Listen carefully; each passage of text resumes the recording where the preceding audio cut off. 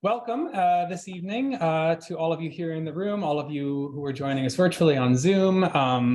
It's my pleasure to welcome you to the Center for Contemporary Arab Studies. So my name is Killian Clark. I'm an assistant professor here in the Center in the School of Foreign Service. And I am really excited to be welcoming you to this event, which is very close to my heart as an Egypt scholar, and also as someone who's a huge fan of the work of the two folks we have to present to you today. So we have two leading scholars of Egypt.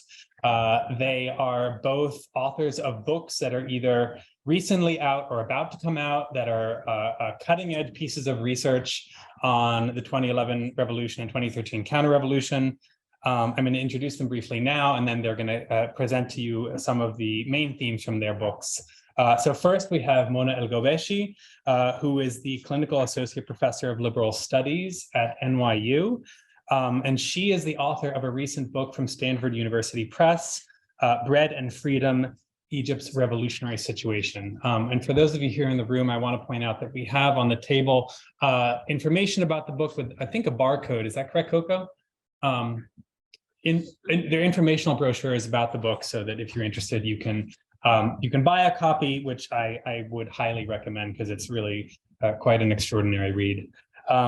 In addition to Professor El-Ghobashy, we have Professor Atef Said, who is the Assistant Professor of Sociology at the University of Illinois in Chicago. And he also has a wonderful book on Egypt, which is forthcoming from Duke University Press, called Revolution Squared: Tahrir, Political Possibilities and Counter-Revolution in Egypt. And so what we're going to do this evening is we're going to have each of these two scholars present for about 20 minutes on their book, and then I'll get the conversation going with a couple of questions just to start us off, and then we'll open up the room to questions from all of you and from those of you joining us online via Zoom. For those of you online, if you'd like to ask a question, the best way to do that is just to put it in the chat, and then Coco, who is moderating, will raise her hand and ask the questions here to all of us. So without any further ado, let me welcome Atef Said to start us off.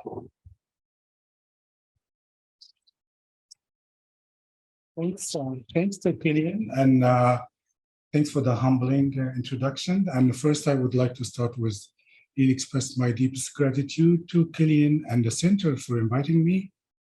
It's an honor to be in this established, reputable place that I highly admire and respect. It provided us with a stellar scholarship and amazing, wonderful students across the globe. I'm also grateful to Killian for putting me in the same panel with Mona, a dear friend and one of the few scholars of Egypt that I admire, and I am always inspired by Mona. And just reading her work is always inspiring. And thanks to the audience for being here.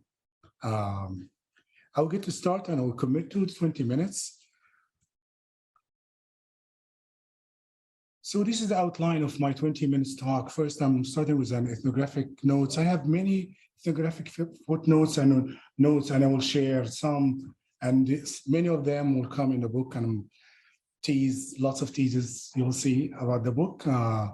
Then some problems in studying of the Egyptian Revolution, scholarship, what's my framework or my proposed solutions. Then one of the short slice of an argument that connected to my overall framework, and it's a chapter, very condensed summary of a chapter.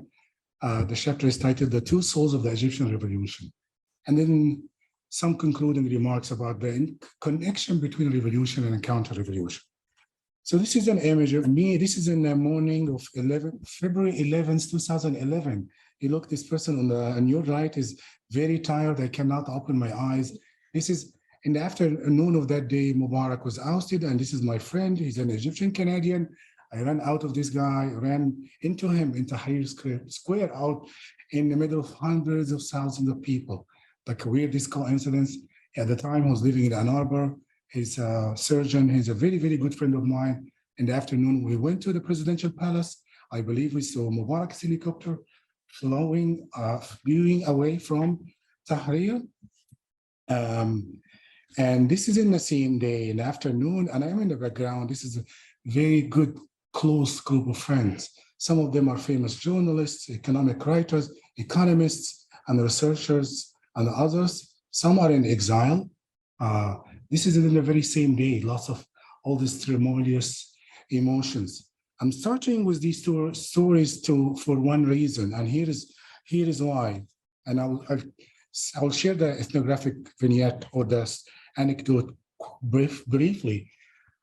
On March 5th, I was sitting preparing to Skype with my colleagues soon-to-be my colleagues at the University of Illinois at Chicago. There were some events organized by Social Justice Initiative, and the title of the event is From Tahrir to Wisconsin, Solidarity and so forth, something along these lines. And I have a bad internet connection sitting on my dining table of my parents. There's no actual office or desk at the time. And then I received a phone call from a friend, and he's telling me, we are about to storm the State Security Intelligence headquarters in El-Ghobashy. At the time, this is a former headquarter. The main headquarter at the time was in Madinat Nasr. But at the time, he told me, why not you join us? And I said, I'm sorry, I'm about to do Skype. I wish. And of course, to be very honest, I was nervous, and I can talk more in the Q&A about my positionality, complex positionality, and how my training as a historical sociologist who did ethnography of a revolution were informing one another, and also my positionality as participant observer in the revolution was albeit with complex positionality, dear attachment, selectun. In other words, I have the researcher and the participant and observer, all intention, the one who is engaged, caring about the events, but at the same time, the scholar. So I told my friends, I'm sorry, I cannot do that. I'm scared, but at the same time, I'm about to Skype. This was in March 5th. 2 days before that, I was reading an article written by a leading social scientist, and he made some conviction, or she, without mentioning explicit names, about Egypt is a reformist revolution. And he was putting a closure to the events. And I was kind of offended not only as a participant observer, but as a scholar, as somebody who's engaged about, I'm like, my friends are about to storm the state security. Some of the people I know, state security intelligence, things are still unfolding, and we don't know what is happening. And some scholars made convictions that this has already succeeded initially, or this has already failed. So really, really, really disturbed, let alone offended as a participant. 10 days after storming, this protesters pushed the military to dissolve the state security intelligence. Later we learned this was a sham reform. It was not genuine reform. It was a restructuring the state security apparatus with the military intelligence in the upper hand. It was a complicated story. But in other words, things were unfolding, and it's hard to make a judgment or with some certitude about this is the outcome or here is an outcome. There's lots of outcomes happening on a daily basis and so forth. So this is how I started. And then I realized that this was digging deeper with the story emotionally, and as a scholar,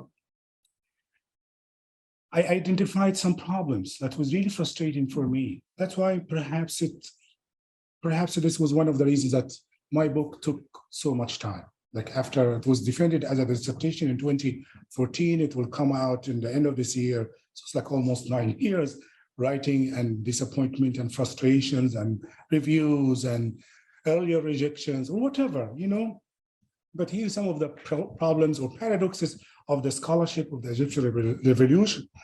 First, some claim that this is not a revolution in the first place, such as a claim that was made in March 3rd, 2011, while less than 3 weeks after ousting Mubarak, while protesters were marching, million-person rallies happening all the time, and so forth.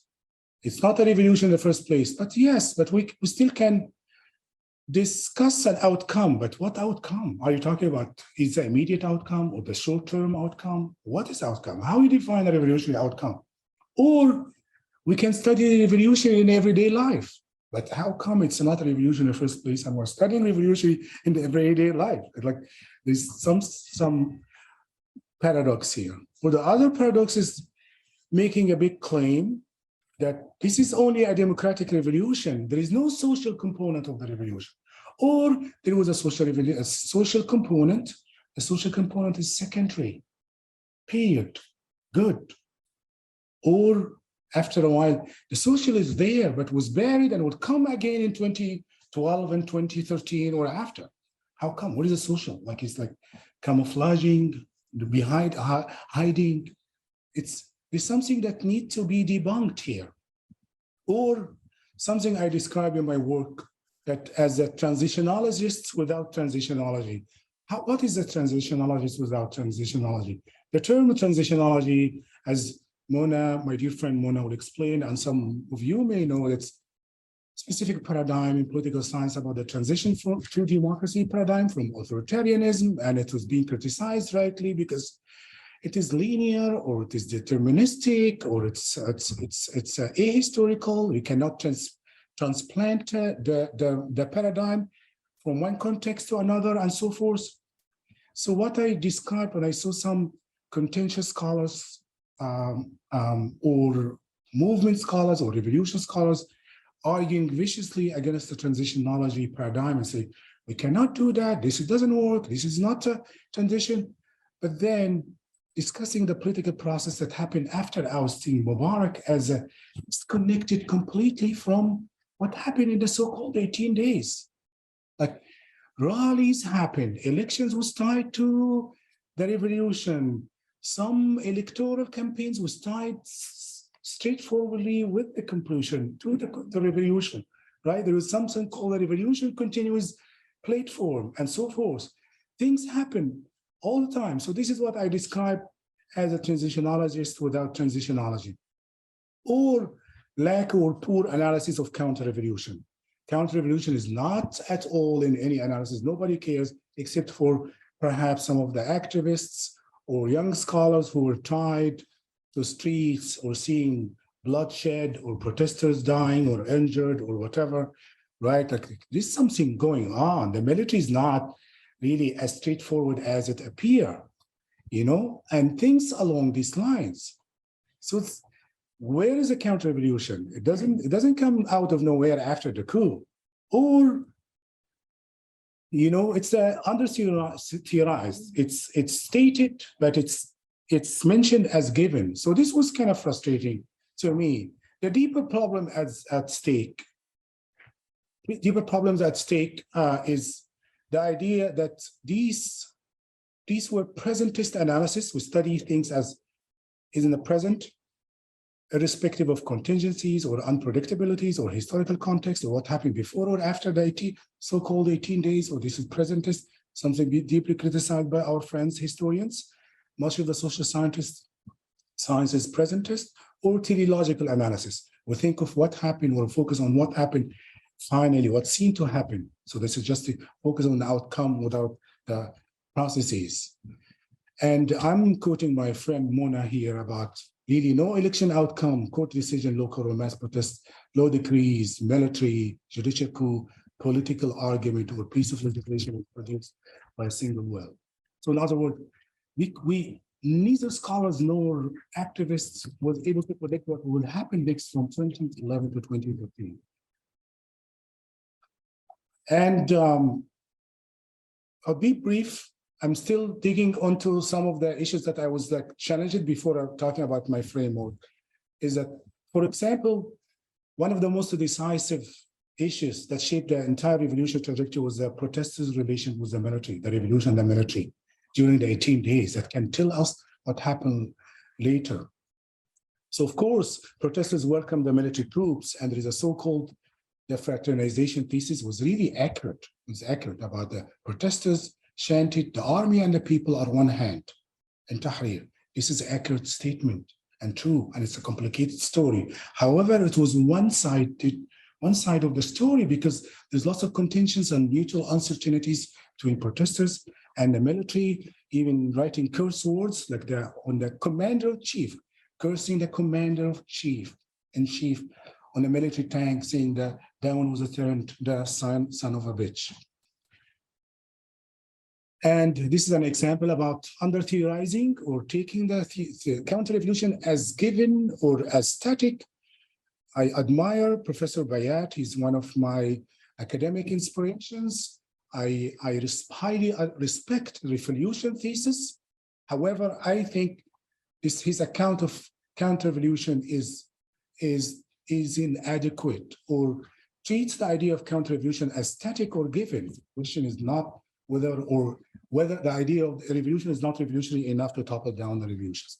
My approach, which is I explain in the book in depth, is twofold. One is the idea of lived contingency. I can talk more about this on the Q&A or wait for the book. And I'm only focusing on the second part about really we need to study revolution and counter-revolution that intertwined processes.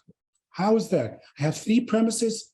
Premise one, any adequate account of any given revolution's trajectory, especially one that's ended poorly, must not overlook the role of counter-revolution. In other words, every revolution entails two larger processes: explosion of possibilities, and also projects of containment. If you are overlooking one, we're missing the other, and this is a fair account of revolution. Premise two: if we agree that with the established research of revolutions in social science and history, that revolutions are messy affairs, we must take seriously into account perspectives, contradictions of revolutionary actors. They are confused, they are overwhelmed, they are brave, they are scared, they are all of the above. So really want to be thicker without jumping quickly to blame actors or to say they were not revolutionary enough or so forth. There really things are unfolding. They are a mixed bag of different actors all the time, and the same actors changing positions all the time. Premise three, in order to better understand the trajectory of revolutions, especially defeated ones, is we must essentially closer to look into what happened on the ground. Of course, I'm privileged as an ethnographer who witnessed events. At the same time, it was an overwhelming process. It was very difficult to disentangle. But we need to look, things are not only happening on YouTube. Barricades are important stories. Nobody discussed barricades. One of the early and the fewer scholars who discussed barricades was Mona's, in her famous piece, The Praxis of the Egyptian Revolution, one of the most highly cited, rightly cited, and most important pieces on the Egyptian revolutionary situations. Barricades is not just a tokenistic thing. It's barriers between revolutionary and non-revolutionary spaces. It symbolizes authority, people controlling, people policing, and so forth. So I'll skim quickly to this chapter about the two souls. This is an example about how I applied my approach about contradictions, how things were mixed bags, and so forth. So instead of taking for granted, this is a reformist revolution, and that's it. It's only democratic. This is the most visible banner of the Egyptian revolution. I witnessed it while it was unraveling, unfolded from one of these balconies on February 6, 2011. I shared with everybody. I was excited. This is our demands. I asked people, do you know who authored this banner? How it happened? I didn't know. Nobody knows. Nobody knows. Let's ask. And it took me a year or more to find out, like bloggers, Twitters, Facebook, asking friends and so forth. I didn't know. And then I asked the guy whose apartment was in this top of the balcony, an actor and a blogger, and he passed away, very esteemed, kind heart person. Do you know who did this banner? And he said, I really don't know. There's some bunch of kids from Tahrir Square who did this. I later know that this is a national association from activists from the National Association for Change. So in other words, the deeper history, like how this is the democratic demands about ousting the president, dissolving, this is limiting the demands of the revolution to the democratic platform. There's lots of contingency here. Part of the contingency is a longer history from Kifaya to the National Association for Change. And this is a banner from in Tahrir. It's actually almost identical demands. It's all about democracy. But this is only one story of the revolution. The other story is Who made it happen, really? Is the Youth Coalition for Revolution? Yes, partially. Is the Muslim Brotherhood? Maybe partially. Joined later, but they were decisive. Workers? Yes. So many groups. There is a social component of the revolution. So I try to analyze the martyrs and the injured. Who are the martyrs? Who are demographically those people? I was able to find some data, worked hard. I was lucky to find some of the data about the injured and the martyrs. This is the official data. Mostly look at the unidentified, underclass people who are the ones who died. Those people didn't die for recognition, politics of recognition or human rights abstract terms. They died for bread and economic justice, and this was part of the demand. It's easy to dismiss these things as just a big general demands, bread and liberty, but the revolution was only about electoral politics and so forth. More and more they are coming from working class areas, or they are unidentified. It's likely to be unidentified because you were poor, you had no names, your corpuses were unknown, and so forth. So this is more about the martyrs, and so forth. Distinction was not a joke or something fine to recognize or ignore or overlook. It was important and shaped the outcome. I have extra minute? Oh, yes. So it's one thing to say this is word dominant, it's all democratic, and it's another to say why it was dominant, how it was dominant, how it shaped the outcome. We need to look at these issues. So actually it was really important, distinction important during the uprising itself, during the so-called 18 days, and also in the trajectory, during the electoral or the so-called transitional place. The first decree of CCAS was a constitutional decree that authorized, we are doing a roadmap to the revolution. This is February 13th, 2 days after ousting Mubarak. We are doing electoral map, we are committed to this yellow banner or whatever. The day after we're banning protests and strikes. And this is the attacks on strikes and protesters continued throughout the transitional period. This was part of containing and taming the revolutionary momentum. I cannot overlook this and say it's only democratic or those activists were revolutionary or whatever, right? It's important to see how distinction made things unpredictable all the way. In short, the revolutionary trajectory in Egypt, I try to map out how it happened, how we should see revolutionary possibility or the explosion of revolutionary possibilities. Defined here as, and that's what Mona will teach us more about from her work, that explosion of possibilities is like the battle for sovereignty is unlimited. Of course, there is a peak about the battle of sovereignty, or there is a waning of battles of sovereignty or so forth. So in my work, I try to summarize, actually, my chapters are organized about these titles somehow, about the prelude to revolutionary possibilities, the decade before the uprising, the so-called 18 days. This is a peak of revolutionary possibilities, the so-called transitional period, the waning of revolutionary possibilities. It's not just a failed transition or it's just the electoral process that's problematic. It's actually protests and elections happening hand in hand and so forth. And then the destitution of revolutionary possibilities in the events after the coup. And this is from the book and also from an article I published about the counter-revolution. It's important to acknowledge that counter-revolution, same thing as the revolutionary momentum, rise and decline. The counter-revolution is not one thing. It's easy to say, they do exist. They are regional or transnational or the deep state, or they are not one actor statically, So I try to temporally disaggregate who are the counter-revolutionary actors. So I differentiated between moments of instigation, moments of gaining power for the counter-revolutions, and counter-revolutionary victory. In other words, it's a big mistake to reduce the counter-revolution to the moments of its victory after the coup in 2013. Counter-revolution happens, they didn't come out of nowhere. Instigated, gaining power, and victory. And their actions were different from time to time. Manipulations, containment, to the unlimited repression and revenge after the coup. They are not, and so forth.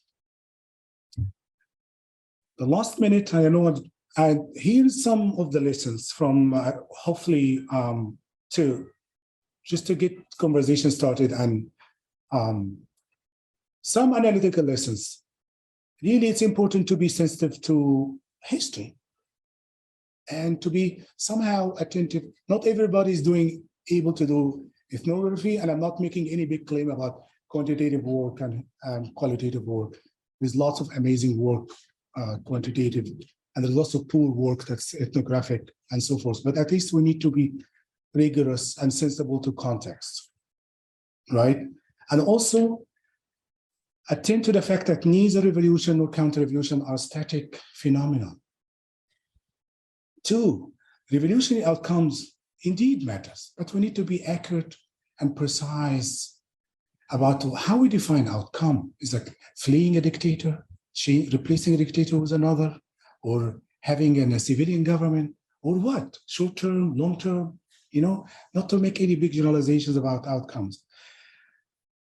Setting outcome aside, processes matters. How this poor outcome ended, why, what contradictions, what tensions, why there is some dominant voices, why protesters in Tahrir were connected or disconnected from protests elsewhere. All these things matters.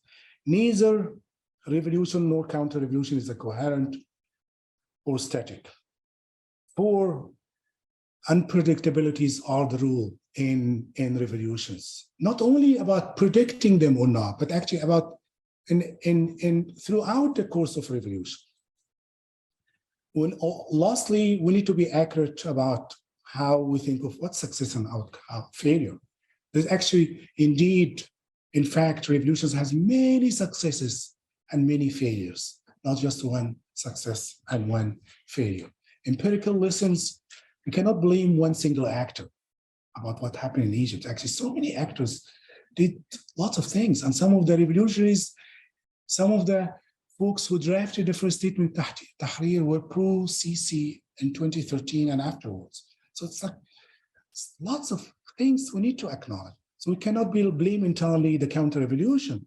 I'm not giving credit because there is failure and mistakes, and there's many counter-revolution shifted. Revolutionary actors indeed made mistakes. I'm not saying revolutionaries did not make mistakes. Above all, they were not interested in seizing power. However, they practiced power on the grounds and so forth. We should think deeper about these issues. Last thing is that the narrative about the coup, Egyptians betrayed democracy or so forth, so the field transition happened because of this way. It's really more complicated than what we think, because Egyptians died for democracy. They protested for electoral politics. They also protested for strikes. So there's a mixed bag of different things. Thank you. Thank you so much. It's such an honor to be here at Georgetown. It's my first time at Georgetown in this very dynamic space, the Center for Contemporary Arab Studies. Many of my peers, many of my mentors graduated from this place. So it means a lot, and it means even more to share the podium with my dear friend. We were just talking today about how long we've known each other. We first met in Egypt in 1999. 20 years ago. Or more. Don't date us more than this. Maybe you. But it means an enormous amount also given the subject matter. Thank you to Killian for bringing us together. Thank you for Coco for making this happen. Let me launch right in by picking up on some of the themes that Atef laid out for us. One of the most interesting things about the Egypt revolution, very similar to the other Arab uprisings, is the tendency almost from day one to, as Atef put it, impose some analytical closure on this from day one. And this is not unique to Egypt, by the way. Every revolution, the minute it happens, because of the sheer magnitude of what's happening, everyone wants to understand this very quickly. So one of the things we want to do is to impose order on it by making judgments about what this is and what this is not. What's interesting to me, and as someone who has always studied Egyptian politics well before a revolution was in the offing, was the way in which there was this rush to pronounce failure, a rush to pronounce this is X or this is not X. And what puzzled me is the way that these common narratives, in order to get themselves off the ground, they almost by definition had to ignore details. And I was always steeped in details for the 20 years that we've been studying in Egypt, so I couldn't get the details out of my mind. This is common in analysis when you are wanting to make sweeping judgments or call something X or Y. Is this a revolution? Is this a democratic transition? Almost by definition, you have to abstract from the details. But there comes a point when if you abstract from the details, it starts to get incoherent because you're not referring to any concrete things. So one of the ways in which for us to make a sense of why it is that we want to impose these sorts of narratives, let me just remind you of what happened in these 3 most eventful years of Egypt's political history. And I'm going to start in February 2011 and in February 2014. Hopefully, I'll explain why those dates are important. What happened in that 3-year space? First, there's not 1, but 2 popularly supported military coups of very different nature. These were not the same coups. Next, 2 founding elections. The concept of a founding election is an election that's free and fair that takes place after a very long period of authoritarian rule. 5 governments or 5 separate cabinets. 3 constitution writing assemblies, 3 constitutional referenda, countless mass demonstrations and workplace protests, and as you might imagine, almost by definition in a revolution, the assertions of collective identity by a whole host of new and existing collective interests, regional interests, gender-based interests, identity interests of religious minorities, and most importantly, those who had been repressed under the authoritarian system of Mubarak. If you want to think about it more substantively, like what were people actually arguing about in a revolution? Because a revolution is like the biggest massive national argument that can happen in any country. Here are some of the issues, by no means comprehensive. I just forced myself to put it all on one slide. Just off at the top of my head, what were some of the issues that people discussed and fought about, sometimes violently, during the 3-year interregnum? The relationship of the army to the people, what Atef has brilliantly, and I got a chance to get a sneak peek at the book, and I cannot wait for it to come out because it does, in a way that I haven't yet seen, the engagement with the experience of what it means to be on the street as a protester at the same time as the biggest army in the Middle East and North Africa is also mobilizing on the same streets. And it's very unclear what is happening. 2, and very similar to the structural foundations of the Egyptian state, what to do about police reform. Remember, or let me remind you that the revolution got off initially as a protest against the endemic abuses by police forces of ordinary citizens, not activists. At one point, this had become an epidemic, and most tragically, this has gotten even worse in the current period of counter-revolution. Egypt's police state has been a key recurrent touchstone of popular protests, and the initial protest was about the way that Egyptian police forces were treating ordinary citizens. What to do about that? Lustration, which sounds like a very strange concept. It's a strange word, but it means something very well known in the history of transitions. What to do about members of the old regime, the recovery of all the assets that they fleeced over a 30-year period. What to do about the ruling family. What to do about what sorts of trials, an exceptional trial? Should we have criminal trials?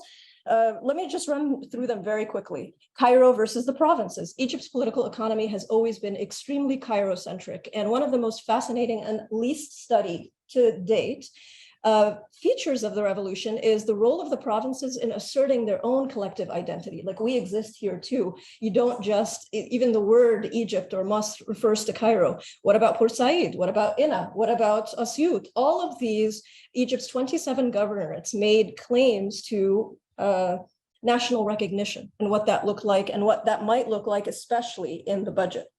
Privatization, economic restructuring, what many of you know under the term neoliberalism, Egypt's foreign policies. This was critical. How Egypt places itself, or how Egypt structured itself in its region and its global entanglements, particularly under the Mubarak regime, inherited from the Sadat regime. So Egypt's biggest interlocutors, its neighbor Israel, with which it has a very contested peace treaty, the Camp David Accord since 1979, its role with its major, biggest biggest patron, the United States, but also its role in the African subcontinent. And of course, all of us here know something about the Ethiopian Renaissance Dam. In 2011, what's now one of the things that's most forgotten is that there was a delegation of popular civilian politicians who took it upon themselves to travel to Ethiopia to try to work out some sort of resolution to the Ethiopian dam in light of the Egyptian government's utter negligence and incapacity to do anything during the Mubarak years, but also in the transition.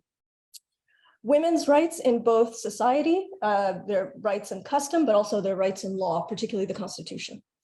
This is very nerdy poli-sci stuff, but I'm just saying it out there for the political scientists. We still don't understand the intense negotiations over the election laws between the military and all heads of civilian political parties. I tried as much as possible to cover this in the book, but I could not ever cover everything. So I would love it if somebody could just take up this issue of what were the debates about and why did they keep flip-flopping and why did the military actually pick an electoral law that ended up working in the favor of the civilian politicians. Extremely complex issue. Religion and politics, I put this last, not to say that it's not important, but as many of you know, in the United States, the issue of religion and politics in the Middle East and North Africa is presented as the only wedge issue throughout the region, as if all that people care about, the millions and millions of citizens in this region, all that they care about is religion and politics. Of course, religion and politics is very important, but it also takes on all of these other variations, economic, political, and it exists alongside these other very vital issues. It's far from the only thing that occupies people's minds. You can only make sense of what is happening if we just look at why it is that these analytical tendencies tend to take place, this analytical closure. Okay, so one of the things I wanted to do is to take seriously the details, but also without writing an extremely tedious encyclopedia. Nobody wants to read a day by day, here's what happened, and then this happened, and that happened. That's a chronicle. Maybe I would love to read a chronicle about Egypt's revolution, but nobody else would. So the challenge is to try to come up with an analytical frame that would be sensitive and actually respect details in all their complexity and contradictoriness, but at the same time can also be abstract. We all need mental models to help make sense. Otherwise, you're just going to be lost in the trees, as it were. The reason why Egypt is so difficult to get a grip on is it looks different from the textbook concepts that we have. So the poli-sci literature, as Atef alluded to, transitology, it has the notion of a democratic transition. It's a massive growth industry in political science. However, over the past 25 years, a sort of dominant frame has come to dominate this literature. Democratic transitions means compromise. You have to sit around a table like this, and literally in these textbook cases, Poland, South Africa, and so on, people literally sat around round tables, members of the opposition, but also members of the old regime, and they worked out a pact. That's not what happened in Egypt. So the tendency was to be like, well, that's not a real democratic transition. You're doing it wrong.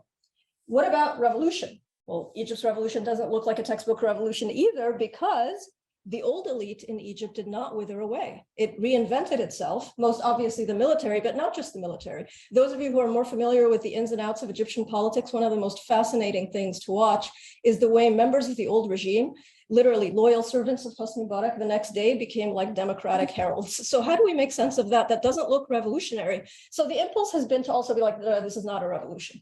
Well, if you keep saying this is not this and that's not that, we're missing what is this then? One of the things I take as kind of a guide is a wonderful sentence in a classic book by the Polish-born political scientist Adam Przeworski, where he pointed out that what are these transitions? There's strategic situations when a dictatorship collapses. It's much more open-ended, but at the same time, it leads us to start looking for certain things. What's a strategic situation when a dictatorship collapses?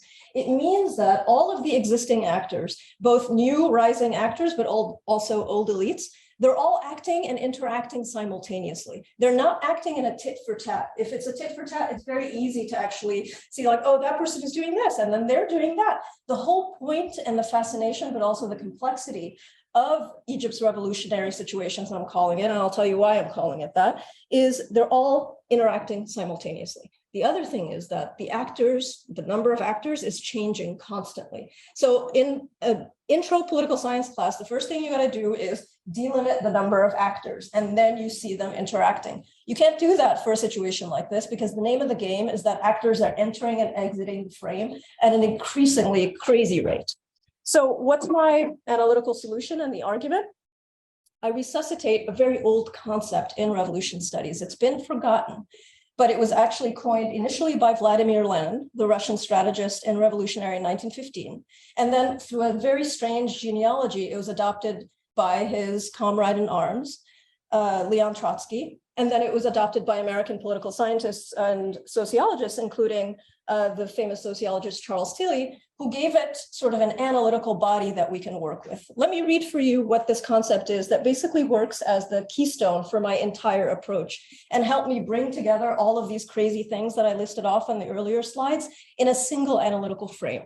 A revolutionary situation is when a shift in power happens over the state that threatens every group having a stake in the existing structure of power at the same time as it offers new opportunities to every group, including existing power holders, having the capacity to enhance its interests quickly.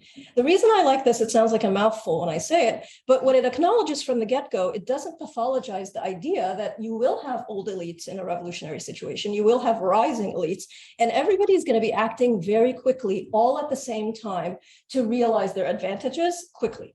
Just as you would in any kind of a sudden change, just imagine how people would act. They would try to act very, very fast to reinforce their advantage. And then all these new forces keep coming in at the same time as other forces keep dropping out. So it does sound chaotic, but we can get a handle on all this complexity and dynamism.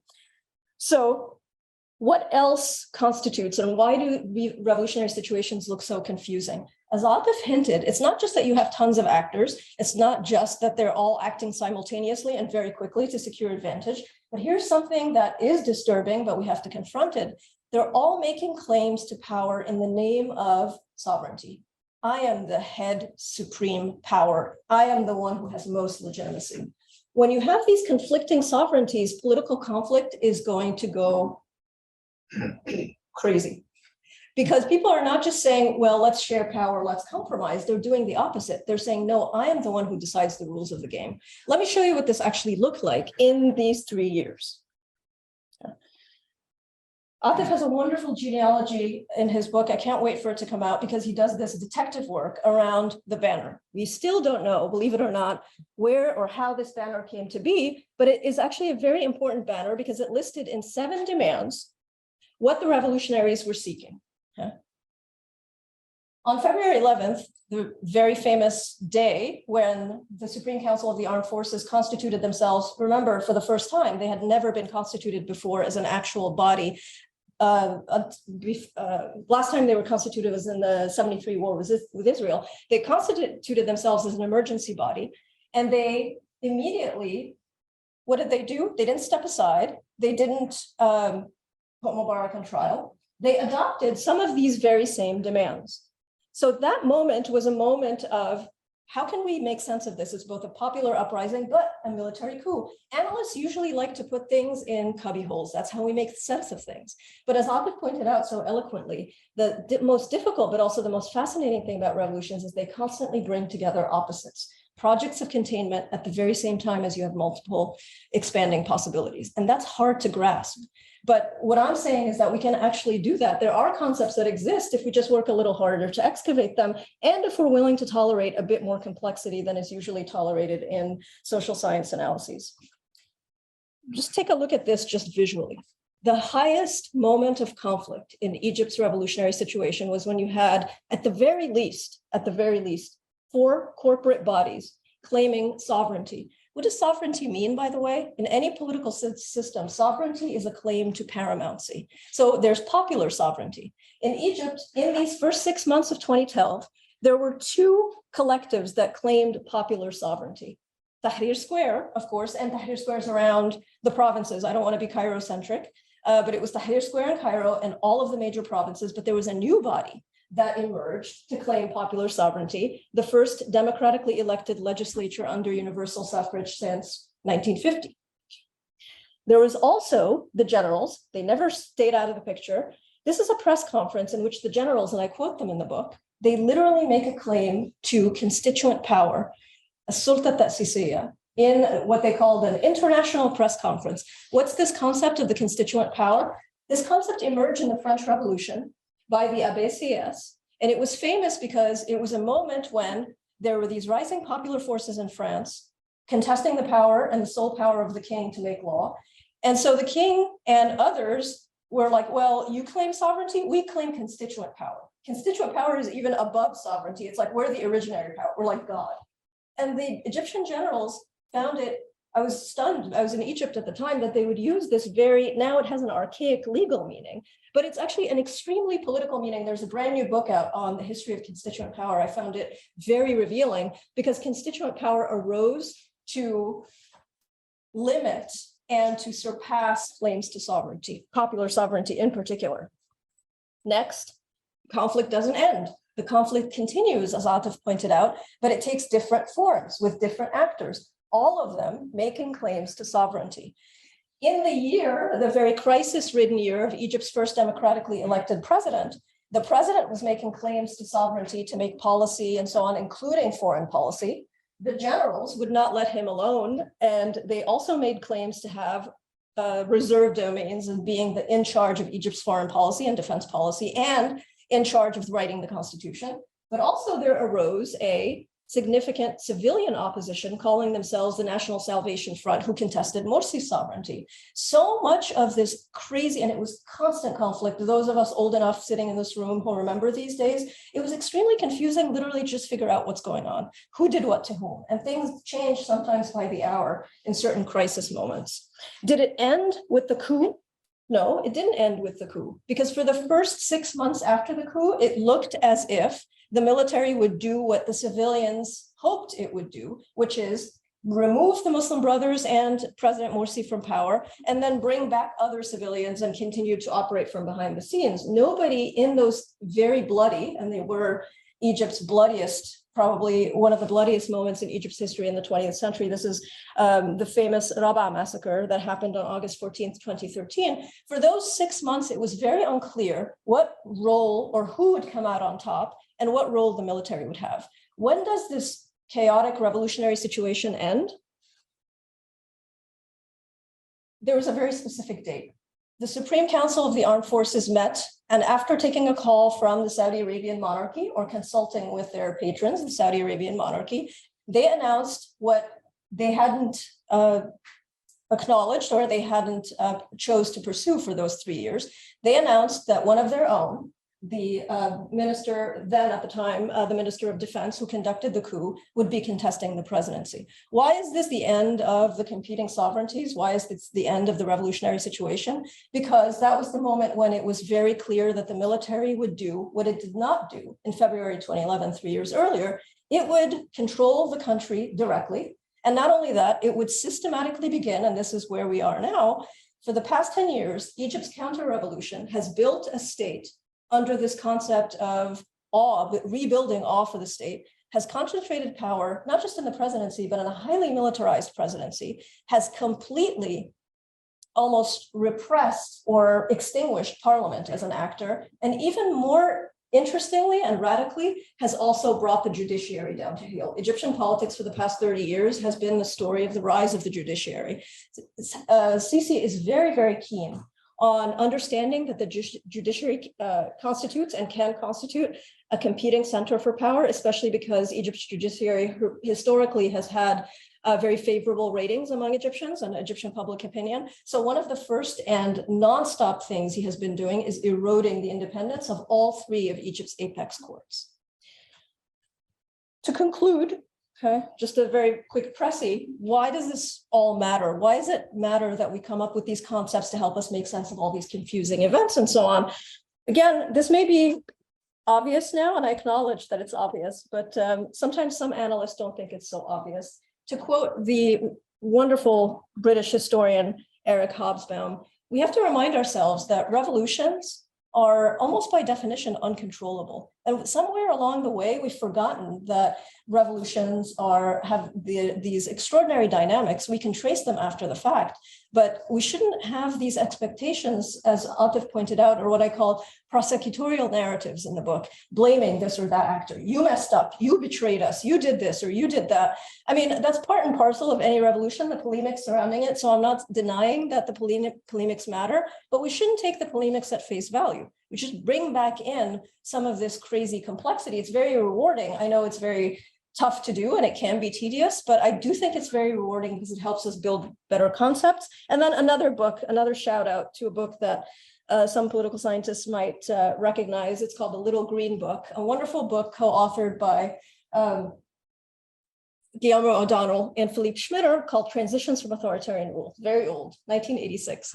But one of the things they wrote in this wonderful book, out of which I got so much inspiration while writing my own book, it was very uncanny. I highly recommend it to especially younger students who may not have encountered it. It's less than 60 to 70 pages total, but it's describing conditions or transitions from authoritarian rule in Latin America. And it's uncanny how so many, almost every page applies so well to contemporary cases of transition in the Arab world that otherwise. And they remind us that compared to the periods of enforced order under authoritarianism, it looks disorderly after an authoritarian regime collapses, but that's almost like an optical illusion. You can disentangle or illuminate the disorder if you're willing to not be too beholden to your concepts and to refresh concepts with these new empirical details.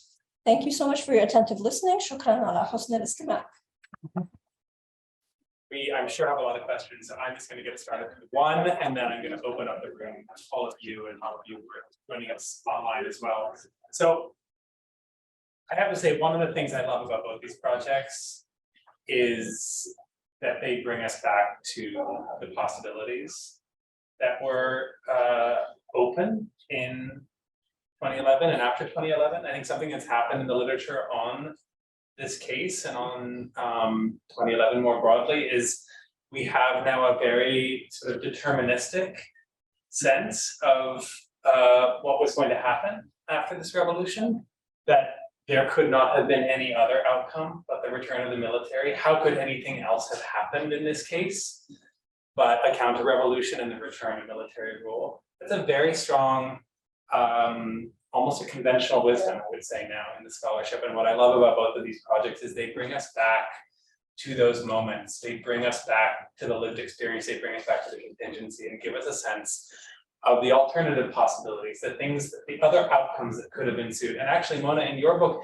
you're very explicit about this. You didn't talk about it in the presentation, but you actually go through and you lay out some alternative possibilities. You say that there was a possibility for some sort of a shared executive. There was a possibility for the military to carve out some reserve domains. There was the possibility for some sort of a mixed regime with a parliament and a president. You lay it right out for us, and you show us this was really something that could have ensued. This was an outcome that was possible. What I want to ask you both is about how we balance as we think about alternative possibilities from this period, and this is important because it also informs how we think about possibilities for the future for Egypt. How we balance realism with utopianism, right? Because one of the things about those outcomes you spell out, Mona, in your book is they're very realistic. They're kind of, okay, there would have to have been some sort of a power sharing. The military would have had to maintain some of its powers. The Muslim Brotherhood would have, had to have been a major player, and they're kind of realist futures, right? But then, when we hear some of Atef's presentation, it's much more utopian. There's much more of a sense that there was a radical possibility, and that's true in a lot of the scholarship. The sense that there was something truly radical and new about the Egyptian revolution that they were trying, and many activists talked about this. They wanted to tear the whole thing down and come up with something new. So, how do we think about alternative possibilities from this episode, and how does that help us think about alternative possibilities for Egypt in the future?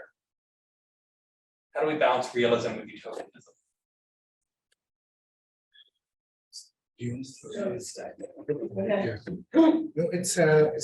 Thanks, Killian. This is a great question, and it's one of the toughest questions. There's no easy answer, but my quick response is that first we need to acknowledge both.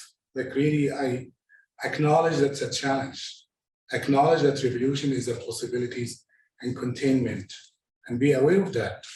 I know it's hard to think of this dilemma of figuring out how the realist actors, a realist scholarship or realist perspectives matter, but also idealist actors, idealist revolutionists do exist, and the same idealist actors had to make realist decisions later. So acknowledge that, just putting out there, it's really important. The second thing is really examine these possibilities for the future, examine that the erected barricades, the arrested officers, they have self-rule, and I'm really quoting and I'm inspired by Mona, like literally like the first time thinking about self-rule, and I'm writing about self-rule, and I didn't know how to think of that. Egyptian self-rule themselves. Yes, the military was the main organizations that leading transition, competing with other bigger organizations or all the elites or so forth after February 11th, but throughout the 18 days, and even throughout throughout 2011, Egyptians had the upper hand on the streets. They were popular committees protecting neighborhoods. So we need to go back in time and look at all these electoral possibilities, constitutional change, executive change, transformation, but also self-rules on the ground. There's lots of things happened to contain popular committees or to infiltrate them by the security, or lots of dynamics happen, but there's projects of contamination and intimidations and infiltrations, but possibilities did exist. So go back in time, study these. First is above all study that the two exist, and also trace that possibilities are not one thing. I know it sounds abstract, but if you are really temporally sensitive, we don't have to be historians, but at least to be more attentive to like time and chronology and unpredictabilities. Possibilities will not be the same all the time. There's sometimes possibilities were mainly on the streets during the revolutionary crisis, right? During the peak of the revolutionary crisis, mainly on the street. The streets had the upper hand. Sovereignty was in the streets, literally. Yes, there were military tanks there, but the military couldn't do any better, couldn't control, but the strategic places and the headquarters of the parliament, the Ministry of Interior, or the TV, or main squares. But Egyptians were in the government on the street without realizing that. On the other hand, another way to think about it, the possibilities were at peak at some point. Possibilities were shaped by constitutional or legislative bodies and the military and the streets in another later point through the rest of the extended revolutionary situation, as Mona put it out. So possibilities also declined or were killed or destituted or ended by the military or viciously. So we really face possibilities across time. All this sounds abstract, but we need to do hard work about tracing what possibilities. If possibilities are contestations about sovereignties, sovereignty during revolutionary crisis are on the street, literally, depending on the fate of the coercive apparatus, for example, and so forth. This is just a quick thought. It's a really great question, and it's not easy to answer. And my other one final thought on this is that revolution is a big topic, and it's we need to think about it as the philosophical dimension of thinking about revolution, about utopia, or revolution as a realist component. Revolution has almost dilemmas about how to institutionalize them. Revolution in an ethnographic sense is different. So there's lots of multifaceted angles of aspects of revolution. It's hard to point at that. We are, as social scientists, always want to study what happened. But grievance and demands are part of informing what happened. So in other words, there's always challenge between thinking realistically and thinking about how this idealism of actors were part of the story. It's not just that they were naive kids. Those naive kids died and erected barricades and marched to the military cabinet. They went to the Ministry of Defense and projected slides and short movies about military abuse to protesters. And the headquarters of the military, the department of the military in Egypt, or the Ministry of the Military. So there's lots of things happening it's not easy, no one answer easy to do justice to this great question.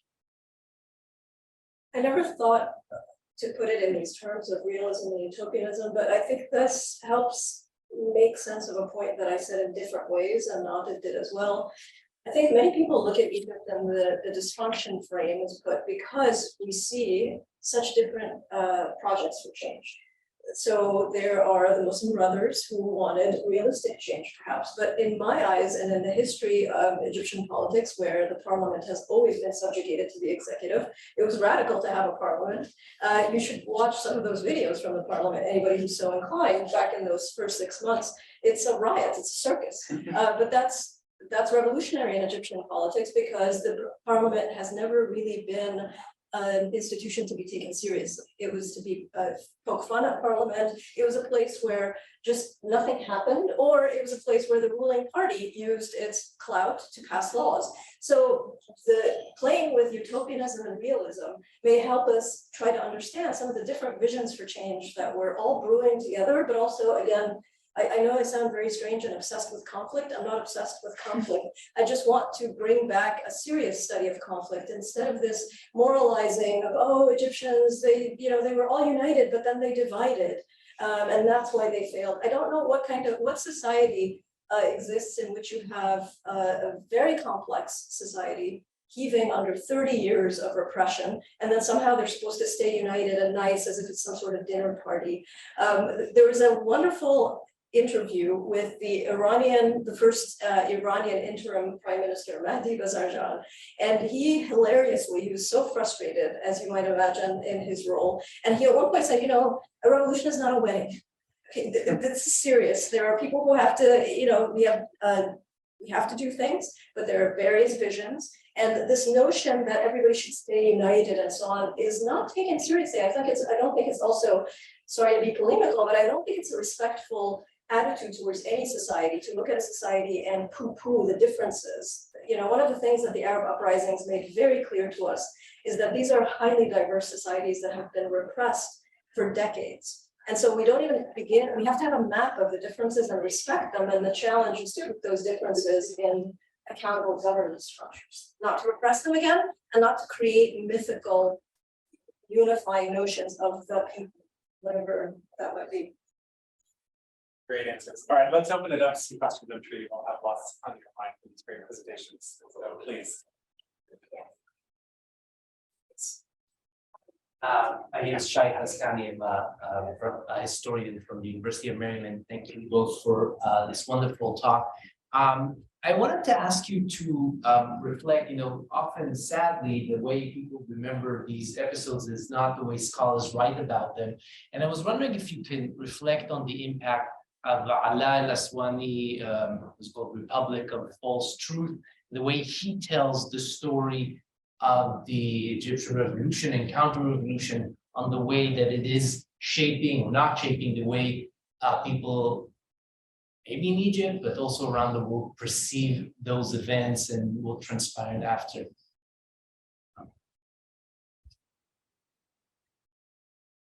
I haven't read the book. Thanks for I've read and some segments that we publish as articles, so I can't say something about that.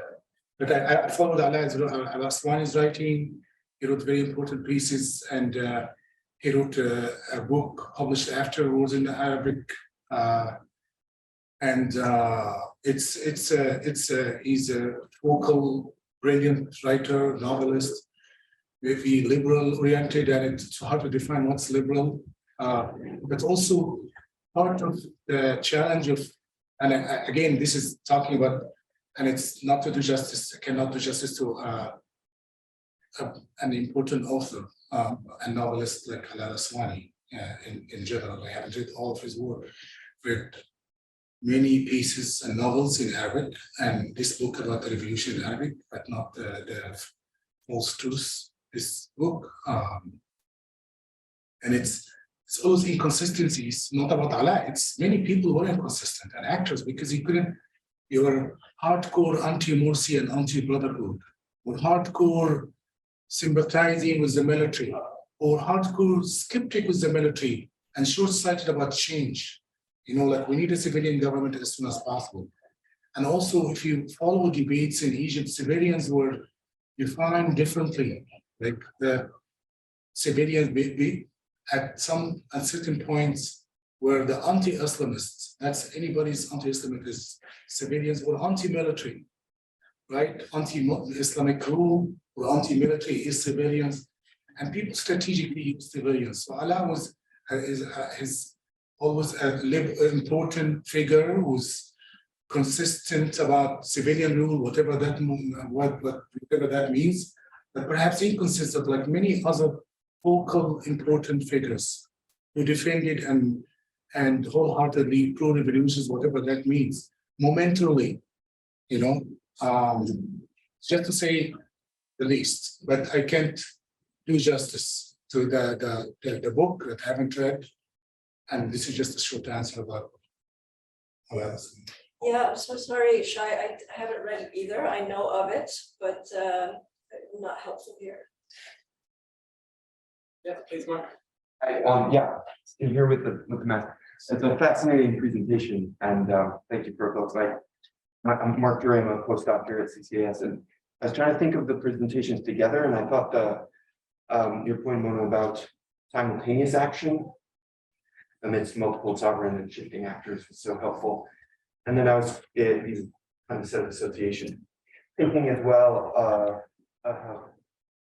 almost phenomenologically, we experience simultaneity and then filter that into post-fact experience. And so then I thought, I wondered, Atef, if you could talk more about how you utilized experience as evidence to make sense of the moment or that simultaneity. Can you elaborate more about experience as evidence? Well, you talked about being an ethnographer. Yes, yeah. And your positionality. Yeah. And No, this is it's really difficult, very difficult task, and it's easy for me to say this, and it's even more difficult. I had some certain vocabulary that I used, and methodologically I have two long methodological appendix, one about positionality and one about historical ethnography. And I see Mona, and I'm not speaking on her behalf, she can elaborate about her thick documentary can talk about this. So I see my ethnography and Mona's thick documentary research complementing one another. An ideal world, I was joking with Mona that I say an ideal world, we should have written the same, like one book, like a book. But I can see there's no one of the biggest problems about talking about this simultaneously or experience as evidence, or how to theorize experience, or how to analyze experience that I lived it, or actors I talked to lived it. And there's always tension within myself as an ethnographer, participant, observer, but also tension between me and friends who are had different arguments, sitting in a cafe while the first prime minister or some sharaf supposedly representing the revolution is taking an oath in Tahrir, and some approve and some against, and some voted yes or no in the referendum. It's impossible task just for me to lay out clearly that here I'm thinking as an ethnographer and here I'm a participant. Or my two friends, close friends, are both revolutionaries and have different positions. So I try to lay out these things, and I say, back in the time I was naive, or back in the time, or here, at the time of thinking ethnographically, or as at the present, I thought this was the right thing to do, right? Just to lay out different things, just to lay out these experiences, and experiences are important, and an important part of the story. That's just to say the least. Like phenomenology matters and experiences matters, and I lived part of the story of the teleological analysis of thinking about what the outcome, not only like emphasizing outcomes or institutions change or electoral change or things as written, but confusions and experience do matter because lots of decision and deliberations were taken. So it's important to acknowledge that part of the evidence is experience. Because actors who were brave enough to stand in front of a armored vehicle, some of the actors were reluctant to do so. Tensions between popular committees and the Tahrir protesters, all these things were part of the experience. And they had explanatory power if we are just able to identify some of these. It's impossible to do a map of everything happening in a revolution, no matter what. Even an ethnographer who witnessed things, it's impossible. Because just to say that there's hundreds of thousands of protesters. And just the fact that a distance, for example, just to give an example, in Tahrir, a distance that takes 1 minute walk from one corner to another, during a revolution situation or an uprising, could take 1 to 3 hours, because they're walking. So how come you can generalize about this place? It's easy to pick on a banner or a YouTube segment that said something, than seeing this messiness. It's impossible, but it's important to acknowledge that some part of the story is messiness and emotions and experience and foods and organizations and sacrifices. And these are also scientific issues. Emotions are scientific concern, not just in social psychology, but also social movement research and revolution research. And they do inform uprisings too and decision-making. A couple on Zoom, but let's take one more. Ali, yes. Yeah, so thank you for your presentation. I think that has been mentioned by both of you is how the old elite, not only the military elite, but the old elite in general, did not wither their way. They did not disappear. And one of the elite, I assume, that we were talking about as a business elite, who were sort of close to the NDP and the Mubarak circle, the Ala and Gamal Mubarak circle in general. But the question is whether do you think a big part of like the counter-revolution is the media being still in the hand of the old elite? So I was 11 when the revolution happened. I remember like the coverage on a lot of the TV channels, mostly like so there was Dream and Modern and latest TV on TV, but so on TV, like on TV you had a couple of people who were in the Cream Mag and Yusuf Huda who were in pro-revolution, but there were the slogans that we put on the like TV logo. So الشعب يريد الأمن والاستقرار, people demand safety and security, and also like the moral panics that were drummed up during the time, and the security panics, people like the big thing were the cars that were being stolen from people. So do you think that like the question is, why wasn't there a platform that challenged the media narratives? And maybe it's all about capital. I think it's all about capital. But do you think that there was a possibility for like an alternative track if there was a force that sort of captured the media or the mass media in an effective way? Yes, as you mentioned, there were a couple of people who were on the side of the revolution and they were watched by millions of people. The Bassem Youssef show was watched by a lot of people, the old on TV show, not the one during the Morsi era. Yep, and the YouTube channel and the YouTube videos too. So do you think that there could have been a sort of like a different outcome if there was like a certain certain control over the media or a certain capturing of the media? And this comes back to your radical possibilities point. Yeah, it's a good question, and it's not it's not easy, but it's funny that you all say it's not easy, because all revolutions are not easy tasks, not just for scholars but actors, just to say the least. But media, yes, you are right. It's part of the very first thing, part of the plan. The very first actions that the military did was to go to strategic places, to tanks. One of the very first things went to the Tahrir area was a TV building, the TV headquarters in Maspero, right? So that was serious. That was serious. And later on in Maspero massacre that happened in the front of TV, this is a no-no. Protesters just marching in the front of them. they ran armored vehicles and military tanks ran over civilian protesters who were calling for investigations about burning churches or whatever. So the idea about possibilities for the revolution as its own media, it's a complicated story. Now we have a worst case scenario that is gigantic investment on controlling the media, and then 99% of the TV channels are controlled straightforwardly by the intelligence apparatus and so forth.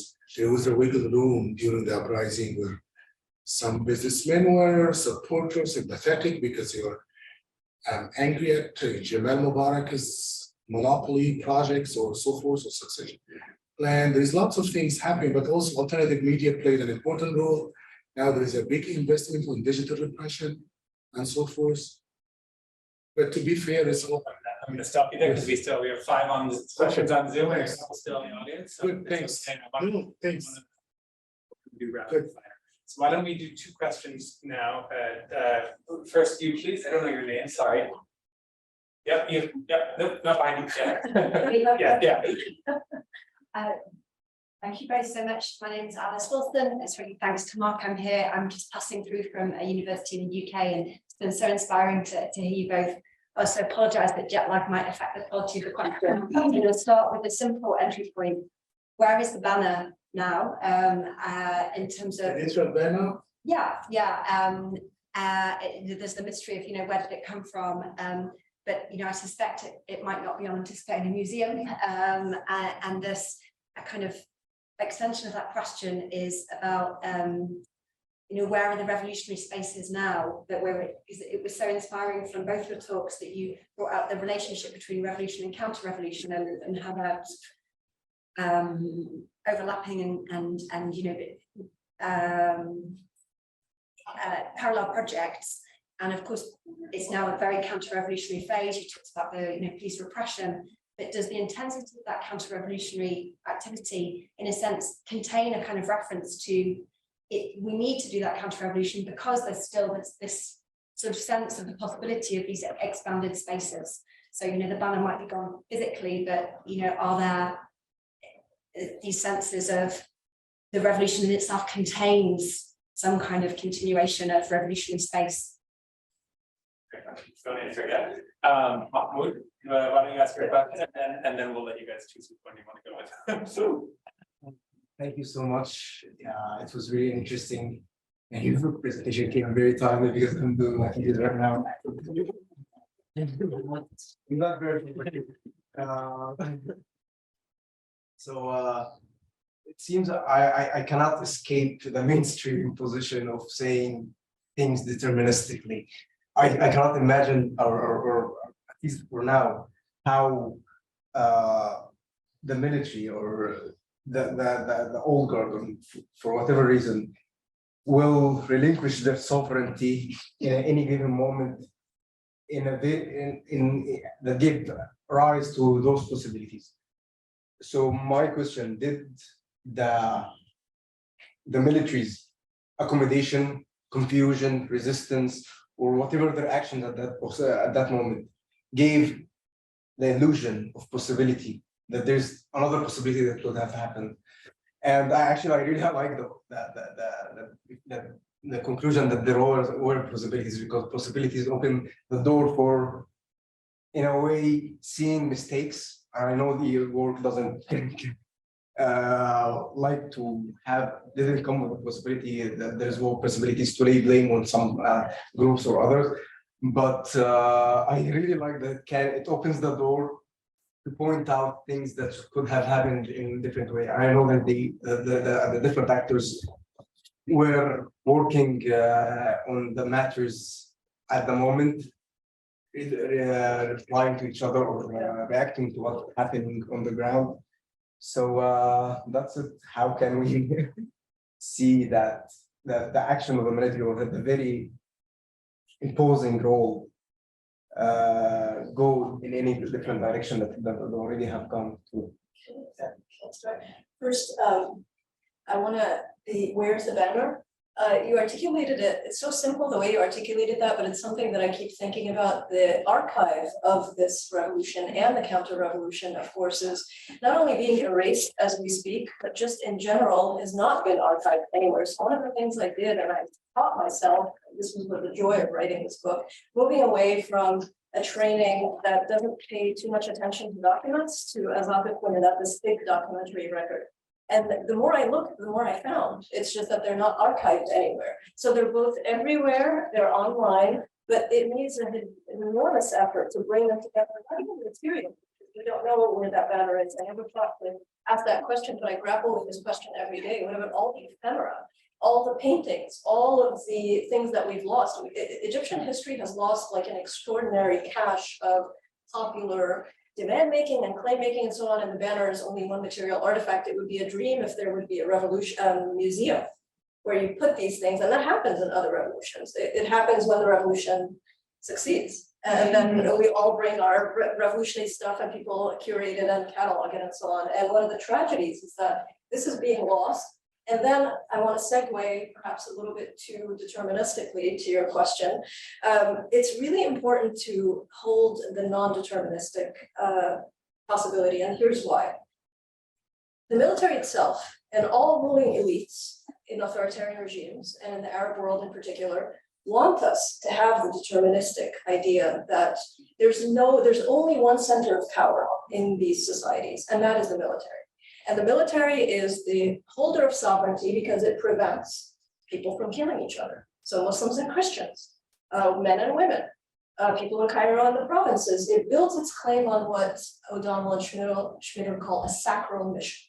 So if you believe in the determinism, I don't want to put you on the spot, but be aware that you may actually be helping them in their ideological legitimation project of not imagining any other form of rule for these societies except military rule. And this has become lethal, and it has become a concerted project that has ample US and European support. When a US congressman a week after the July 3rd coup says that the military is the only institution left standing in Egypt, that is an extremely problematic claim, and it's a false claim.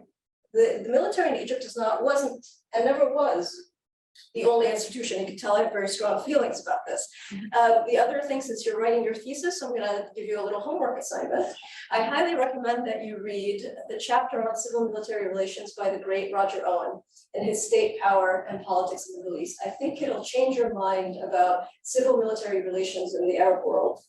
Roger Owen is a major political economist, deceased relatively recently. It's one of the most brilliant things I've ever read, and there's a particular passage where he describes civil-military relations that was the thing that helped me understand that it's not deterministic, but it's also not utopian to imagine other compacts. I'm not saying that the military is somehow going to gallantly go back to the barracks and let Egypt and the other Arab states become democracies. I'm not that utopian, but at the same time, it's important to understand that there were real paths open. I didn't have enough space in the book to actually literally go through down those paths, but you can easily do that if you want. But really read that chapter. I think hopefully it'll help you get out of the deterministic frame. And remember that they themselves want us not to be able to imagine alternative possibilities. So it's not utopian to say there were possibilities. Last thing I'll say about that is that in societies that have highly politicized militaries, one of the common paths out of military extrication is that you have a compact between a civilian and a military man. So that's still possible. It's not ideal in my world, but it's still possible. So you can think along those lines as well. What might help, how might we think of change in CC? One thing that happened, for instance, in the Argentine military is they were defeated in a war. And that was the exit. The same with the great generals in the 1960s. Would that happen in Egypt? With something on the Sinai, some major debacle? I don't know, maybe that's utopian thinking, but we can't think about it. We just have to think about it systematically, and also the world powers that are supporting the Egyptian military and feeding it these ideologies of you're the only power left standing. I will not add a lot to these two questions. One about the archive and the banner. I will echo Mona, and maybe I would not stop myself from crying about the lost archive, but there's lots of good efforts happening. And actually, even the online things many disappeared and died, and you have to go way back machine to find things. It's not easy work. Archive is lost. And the second point is about revolutionary spaces. Ideas, people's hearts, people's drama, they do exist. And I'm not saying there is dead revolutionary spaces after the coup. There were lots of pockets of ideas and virtual spaces and streets and so forth. In addition to this, people's hearts, dramas, ideas, younger folks who studied or witnessed and things. I echo Mona about possibilities. Maybe not just you, many others can write about possibilities existed. That's scientific too. Really, that's possibilities, decision-making, deliberations, ideas and demands. Demands are not just the cliche ideal things. They matter in revolution. Of course, they don't make revolution happen. They don't guarantee success, but they inform how people think and act and do collective action. Elliot, you want to have one final? No, these guys, before we they've wrap been up? really eloquent. We obviously, with the folks here in the room, we continue the conversation after. Folks online, I do apologize. There are some great questions here in the chat, but we are out of time, and I wanted to prioritize those who showed up in person here. So I'm going to share the questions with our speakers, and if maybe there's a way we can get their answers I'd later. be happy to email us some of these questions, or people contact me with questions. That's very kind. So you can also contact the two of them with your questions, and we can continue the conversation. So let me just conclude by thanking both of you for this wonderful conversation. It's so stimulating, so enriching, and for a panel on revolution and counter-revolution, also uplifting. And so that's also important to inspire and uplift us. So thanks everyone for being here, and let's give a round of applause to our